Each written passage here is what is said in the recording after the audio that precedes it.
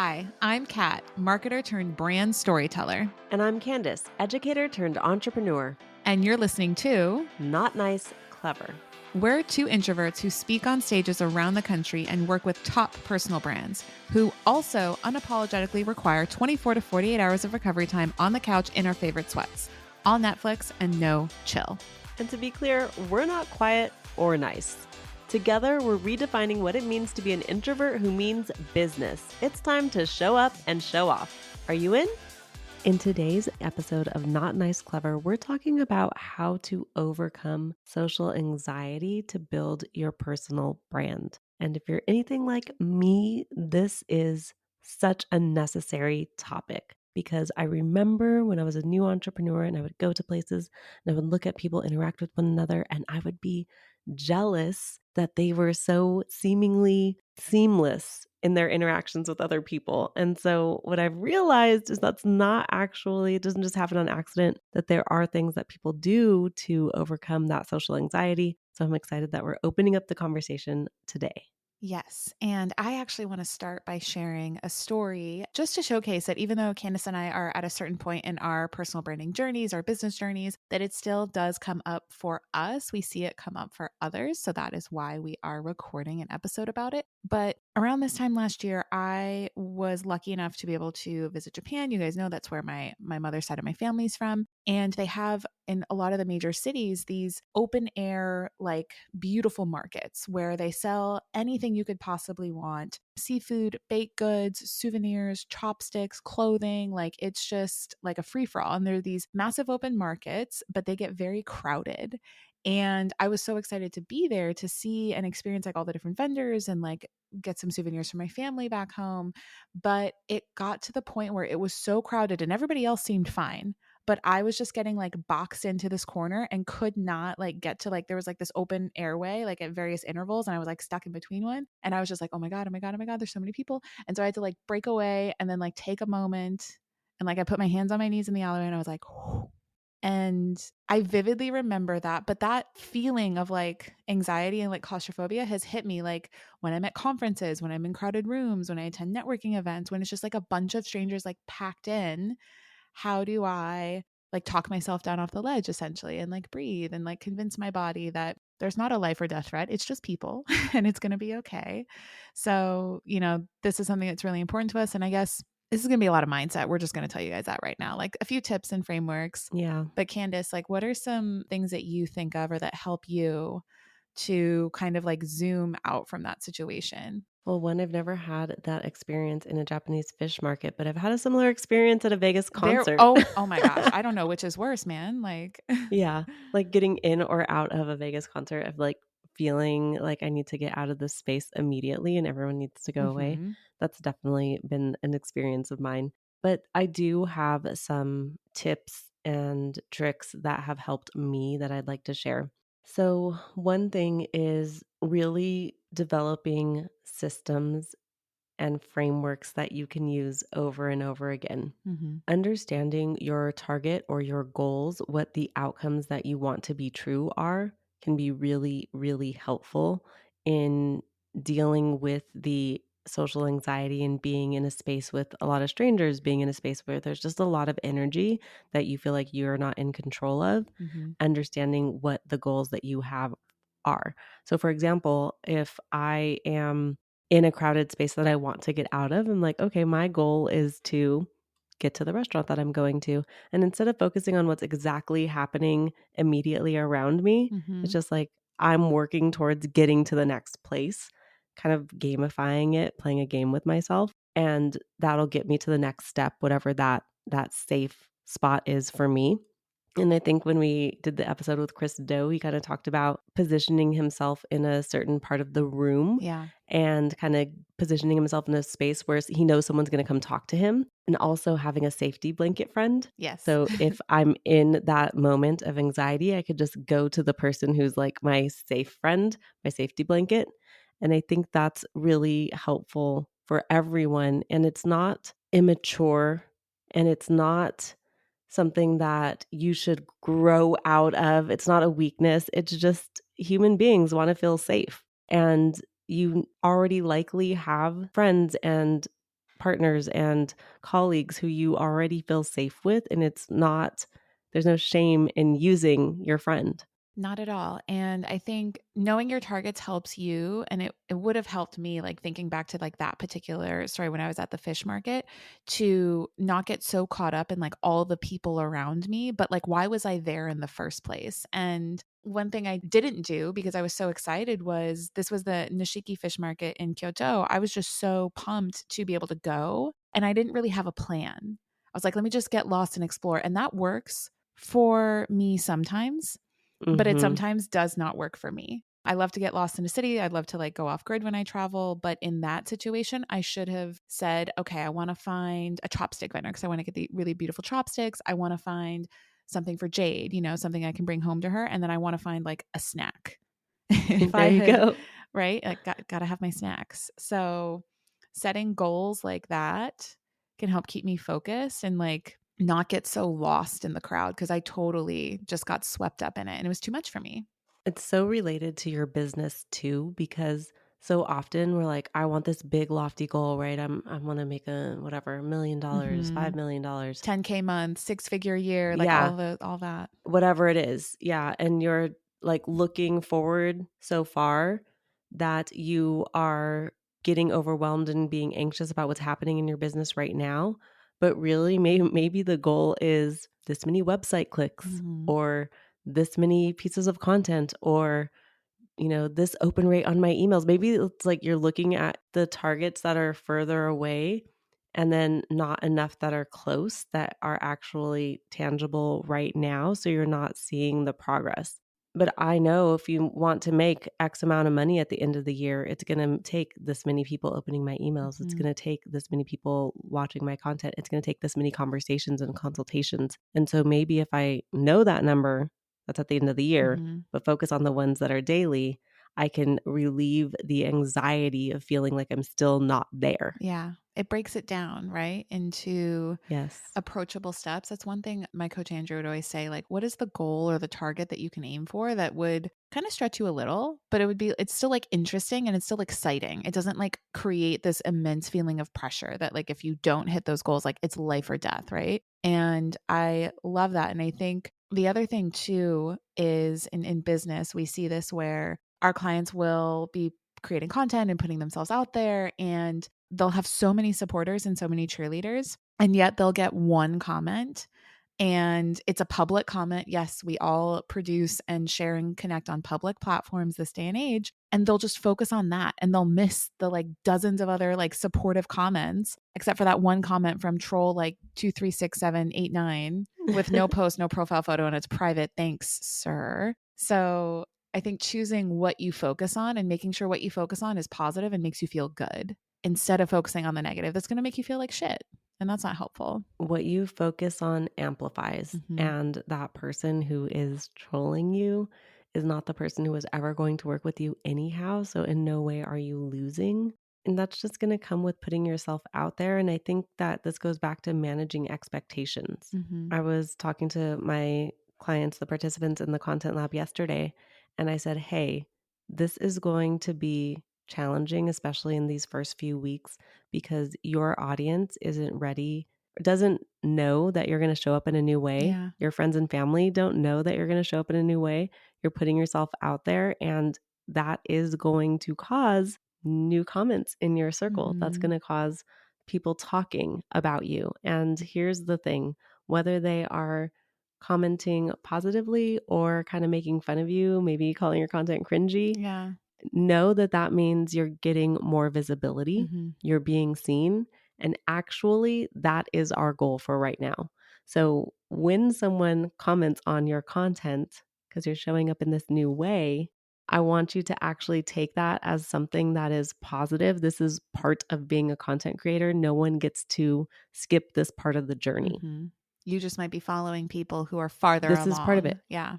Yeah, and your expectation, if the expectation is there that this is going to happen, this happens to everyone who puts themselves out there, then Mhm. you can feel more comfortable when it happens. You're like, "Oh yeah, I knew this was part of it." Yeah. It's not a surprise, it's not coming out of left field, and it's not gonna, like, cause anxiety when it does happen. It'll be something you're prepared for, which Yes. Oh my gosh, that's something like, again, another travel story. Like when we travel, I write down my packing list because I want to have every little doodad and apparently dongle. I don't know. You and Will taught me that word the other day when we were literally planning for this episode. But share your approach, Candace. I have a similar one, but like when we're traveling, whether it's like just to attend or even to speak somewhere, it just helps you feel prepared. Like, how do you go about it?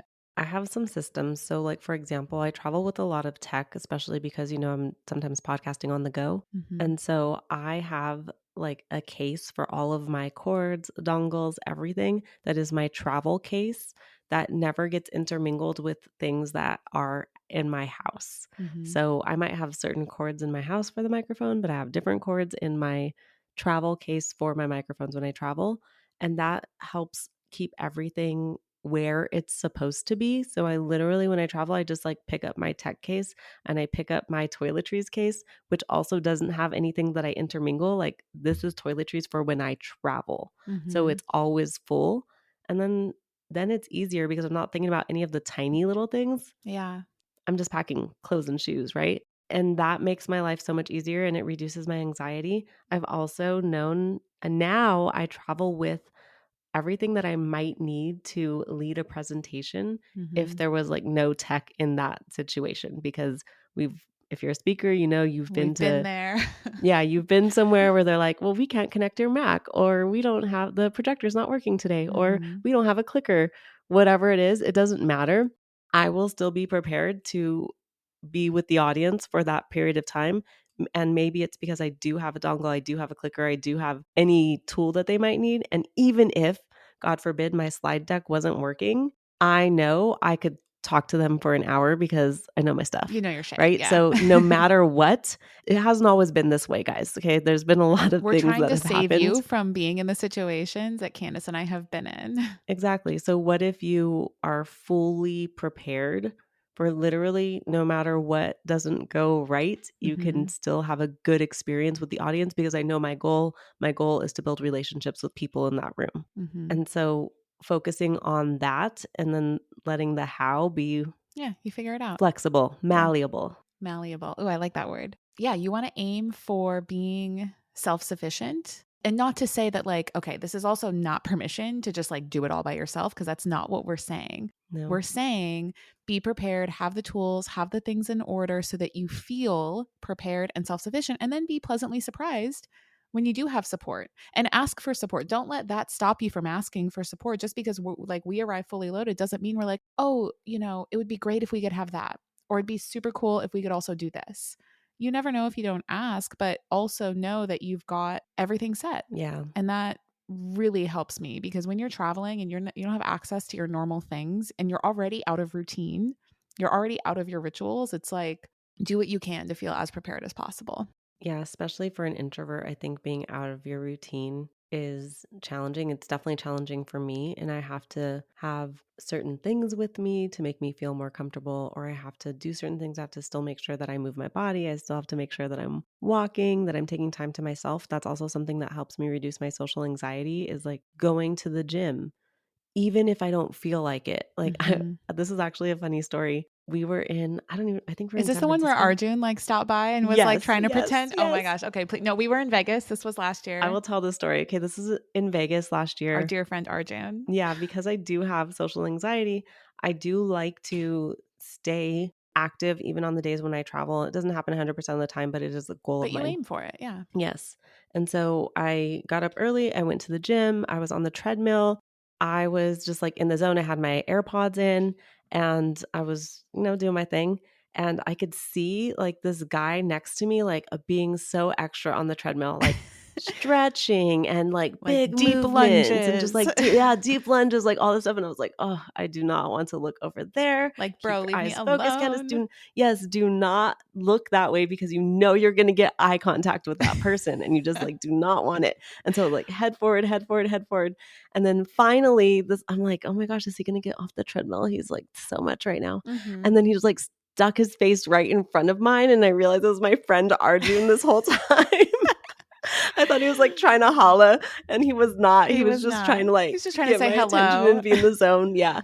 He was trying to say hello, which is hilarious because he knew exactly like I He was knows us. trying He to knows not you. engage. He Yeah. knows, yes. But that was actually just a funny story, and I don't know, I just thought I'd share that because, awkward things do happen They sometimes, and do. also when you're trying to protect yourself from something so hard, which I was, like, it Mhm. wasn't even what was happening, Yeah. you know? It You gotta wasn't. recognize, like, what's actually happening. That was just happening in Yes. my mind. Just in your mind. Oh my gosh. And like I want to share a quote too that might be helpful. Before I do though, I want to like say like from a scientific perspective, for me, Candace, you love like frameworks and systems. I love like relating and equating it to like science, right? Because it feels tangible, it feels measurable, it feels logical. It kind of like pulls me out of my emotional like whirlwind. And like scientifically, biologically, the purpose of anxiety is to protect you.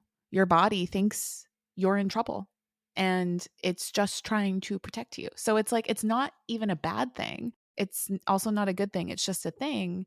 And so once you realize that it's like it's not your body betraying you. It's not like all of this. It just thinks that you're in danger because your mind thinks you're in danger. So if you zoom out, you recognize that you can kind of be like, oh, okay. You know how we say like always be kinder to yourself? Like also be kind to your body. Your body's just trying to like keep you alive. Like that's all. It has no hidden agenda. It's on your side. Right. You're out there building your personal brand and you also have a team relying on you. But if your people don't know how to fish for themselves, the burden of new business always falls on you. Ouch, no thanks. The opportunity we see, teach your team how to generate their own business. The result, more time and energy back in your day so you can scale sans burnout. Amplify by Not Nice Clever is the ace up your sleeve, a hands-on workshop full of replicable frameworks and actionable strategies that your team can put in place right away. Your job?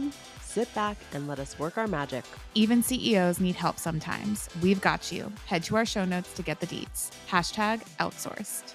One quote that I really like that has resonated with me is that whenever you're feeling feelings of anxiety or even feelings of pain, right, or discomfort, there's this mantra that I had even used recently when I was going through something where I said like there is pain, like there is anxiety, there is sensation, but like that's not me. Like I am not the pain. There is pain, but I am not the pain.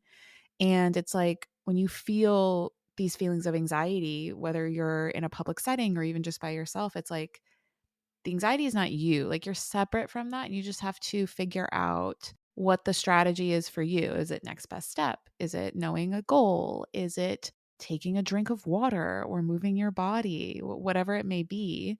That really helped me. And actually, speaking of water, They reminded me of something. So yeah, I was recently having a conversation with my videographer, Eric, and his wife, Ina. We were talking about how he recently did videography for a hydration summit, a multiple day hydration summit. Okay. y'all, there are summits for anything, Right. everything. Eric is super into health, and I was like, "How was it?" He was like, "Honestly, a lot of it was just, like, over my head." It was, like, so scientific that it Hmm. was a lot for a multiple day type of thing, Yes. but he said that he did learn something interesting, and it Hmm. reminded me of something that my meditation coach had taught me previously. So he said that water holds vibration, and Hmm. if water holds vibration, then you want the water to have good vibes, Yes. essentially, Good good frequencies. vibrations, Yeah. good frequencies when you allow it into your body. And my meditation coach, Socorro, she talked about how you should speak to your water with like positive affirmations Hmm. before you drink your water. So you can say things like, I am healthy, I am wealthy, I am whatever you want Wise. to I am say. strong. Yeah, Yeah. all of the things. And then drink it because you're drinking in those good vibes. And it reminded me of that scientific experiment when you're in school where you play classical music to the plant or you play other music to the plant and Yes. you see how fast it grows. It's kind of that same thing. It's like music is vibration as well. Hmm. And so he said at the hydration summit, scientists were talking about like it is proven that your water holds vibrations and that can impact your body when you drink it. I was Hmm. like, wow, like that is so interesting. And it was interesting that I had heard it before Right. and I kind of stopped that ritual. But now I'm going to bring it back. I'm Yeah. gonna start talking to my water regularly, and so if y'all see me, talking to my water bottle, just mind your business Exactly. and maybe try it. Yes. No, I like when you told me about this, I was like, of course, because if you think about it, you know me, I love like research and going down Wikipedia rabbit holes and looking for patterns and trends. Like that's one of my favorite pastimes, which makes me sound like such a nerd. But anyway, and this might be a little bit out of We it. are very We nerdy. are We learned nerdy. that at the podcast Shit, conference. that's true. All right. Well, to thine own self be true. Okay. But if you think about it, think about when you pray, you speak the words Yes. every single night over your hands, over your bed, over where you sleep, right? Mhm. If you think of like magic, right? And spells, like what, like in Harry Potter and in anything in Charmed, like they speak spells, like they speak things into Words are existence. Words are powerful. so Yeah. powerful. And like the words inform your vocals, and your vocals contain frequency, and then you pour that in your water, and then you're literally putting that back into your, it's just like it's so wild when you think about that there's definitely something there, and apparently these scientists have quantified it somehow. So clever crew, try the water experiment, let us know how it goes. Try it. Is our clever crew gonna think we're crazy? Let us know if you think we're crazy or if you think this is cool. I I don't know. mean, even if we're crazy, we could still be right, We're still so doing it. we're Yeah, still doing it. exactly. I love that. As I'm like, I'm drinking, you guys can't see me on video, but I was like sipping a Celsius, and I was thinking to myself, I didn't speak into the Celsius because that's mostly water. It's listening to all of it right now. Shoot, that's true. Okay, Celsius, kiwi guava, soak it up. The other thing, Does sorry, Celsius should we want do to like a sponsor us? warning on Okay. this episode? Oh, yeah, seriously. Like, may change your life and cast magical spells. Kat is I obsessed. am obsessed. Yes, I do love Celsius. I have an Amazon subscription. I'm proud of it. Okay, my favorite new drink right now, Mm. side note, well, this is related to hydration. There we So, go. We're just following the tangent. exactly. It's Topo Chico. It's called Sabores, and Okay. the specific flavor is tangerine with ginger. It's Ooh. so good. I'm pretty sure it's new. It comes in a can. It's not like the Topo Chico Like with the glass bottle. It bottles. comes in, Yeah. yeah, it comes in a can. It's like a tall can, and it's delicious. So check it out. Tangerine ginger. It's my I favorite. just Googled it and I can order it on Uber Eats. God, Ooh. Oh, you're gonna love it. we are so lucky that I can just click a button. It's so good. Wild.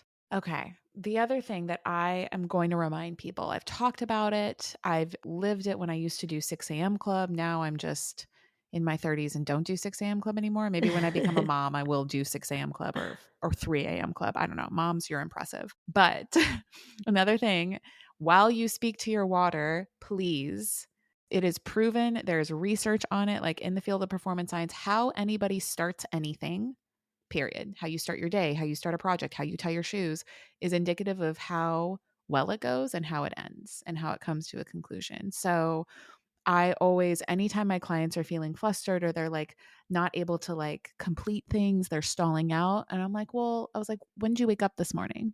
What did you do when you woke up? Oh, I turned over, I had fires, I had to respond immediately. Da, da, da, da, da. And I was like, okay, Andrew. Andrew's a past example who was like amazing when I challenged him to not look at his phone for the first, I had to start with 15 minutes with him. And then we Mhm. got it up to half hour and then an hour. For me, I don't look at my phone for the first hour and a half that I'm awake. That's incredible. I had to warm up to it. You know, you don't Yeah. lift your personal record on the first time in the gym. Take that time in the morning, even if it's 10 minutes, not looking at your phone. Write out your plan for the day. Speak your mantras into your water, drink the water. See how that helps alleviate some anxiety. I love it. Mm-hmm. The next thing that we suggest is using your calendar because so many of the people that I work with don't even have a calendar. They just fly by the seat of their pants every day, Don't do it. which is it's like mind boggling to me. You need to know the flow of your day and you need to Yeah. plan it out because so often you're just trying to fit in things that actually build your personal brand, things that Mm-hmm. actually help you communicate with people you care about and people you're trying to build relationships with. You're just like letting that fall in the cracks of your day Mm-hmm. instead of prioritizing that time as sacred time. And it makes a huge difference in the outcomes for you. So know how you're spending your time. I've even done a time audit before where I literally went through my day and like for 15-minute increments, I wrote down exactly what I did. Mm-hmm. If that was making lunch or if that was going on a walk or if that was talking to a client, responding to emails, whatever it was, I did 15-minute increments.